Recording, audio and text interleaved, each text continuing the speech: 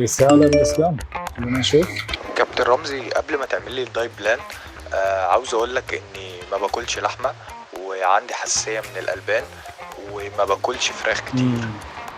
مشكلة إنه التنوع مصادر البروتين شيء مهم عموما، فما بالك لو كان لاعب كمال أجسام بيكون التنوع مهم وضروري. هلا صحيح كل مصادر البروتين الحيوانية تعطيك كامل الأحماض الأمينية الأساسية، لكن لا يزال في فروقات بين كل مصدر والثاني. فإذا أنت شخص عندك حساسية ضد منتجات الألبان، مش قادر تاكل لحمة لأي سبب كان، هون بيجي دور مكمل الكومبلكس بروتين، وأنا برشح لك منتج الآيزو كومبلكس من الماكس ماسل لسببين. أول سبب لأنه بيحتوي على 3 أنواع بروتين، بيف بروتين، واي بروتين، وميلك بروتين. وثاني سبب انه كل الانواع الثلاثه ايزوليتد بالكامل. اذا عندك تحسس هضمي فالمشكله انحلت، لانه خفيف على المعده، خالي من اللاكتوز، خالي من السكر، خالي من الدهون، لذلك هو خيار مناسب لاي شخص.